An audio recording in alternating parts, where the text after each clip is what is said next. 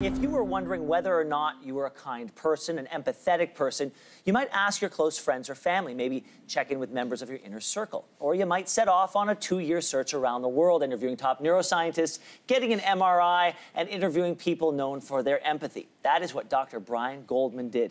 After more than 3 decades as an emergency room doctor, he was worried his own empathy was eroding.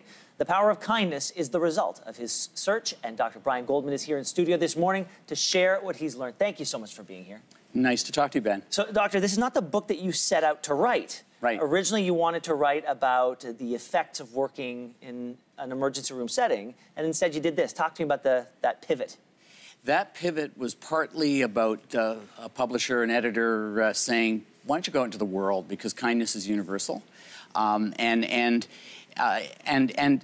it worked for me because with the fast pace and the stress in the emergency department and in hospitals, you often don't find a lot of kindness. And so if I was going to learn about kindness, I probably had to leave the hospital instead of asking my colleagues. But not until you got an MRI. Yes. So that was you got a baseline of your own brain. What did you learn? What I learned is that something fascinating that neuroscientists are just starting to figure out, and that is that seasoned veterans, nurses and physicians and other healthcare providers, as they move into mid-career, they start to underestimate the pain of their patients. And it's uncanny. I mean, there may be reasons why. It may be because they're afraid of that they're going to be giving narcotics to patients, opioids to patients, and helping to fuel the opioid crisis. Or maybe because they've seen so many patients. Maybe they're a little burnt out. And there was some evidence of that on my MRI. Okay, so doctor, we then take you out of the hospital, you start going around the world, and I wanted to look at some of the people that you met. You described one of these people as the most caring guy in Canada, Mark Wafer. Who's Mark? Mark Wafer is an amazing man. He, until last year, owned 6 Tim Hortons restaurants, and 20% of his employees had one kind of disability or another. He's the most inclusive employer I have ever met. The first man that he hired was a young man in his early 20s named Clint.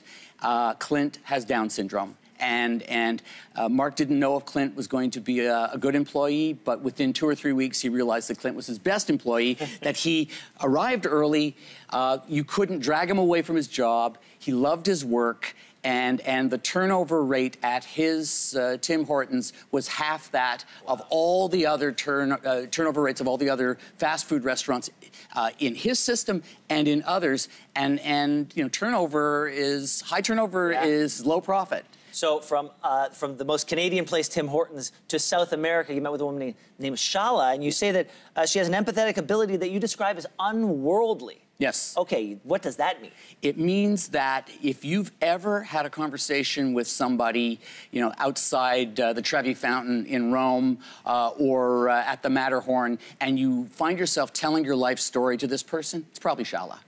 She has an uncanny ability to see inside your soul, inside your heart, and the thing that she did that made me want to come down to Sao Paulo to meet her was that she became soulmate to a man who was in his late 70s who'd been living on the streets of Sao Paulo for 37 years. And there are lots of people who do wonderful acts of goodwill for people who are homeless, but I've never met somebody who called a homeless person of 37 years their soulmate. How do you go from talking about soulmates to talking to a robot in Japan?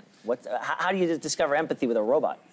The reason why I went to Japan is to meet a roboticist named Dylan Glass and also Hiroshi Ishiguro, that's his sensei. And the reason why I wanted to go to Japan is that that's the place where they are in a race to try to build robots to be companions for that senior tsunami that they're already going through right now. Whether that will work or not, I don't know. But I figured that the people who are building kind robots, empathic robots, know more about kindness than you and I, because they have to build it into robots and into computers, and I wasn't disappointed. We only have a few seconds left, but my last question for you, with such an incredible journey that you went on, are you the same person today as you were before you wrote the book? I would say that I stop and I slow down, and I try to connect with people on a deep level. I'm more mindful. I breathe. And when I do that, my natural kindness comes back to the surface. And guess what? We're all hardwired to be kind. You are too. Thank you so much, and I hope everybody reads this, and hopefully everyone's kindness raises up a notch or two. Thank you for being here. My pleasure.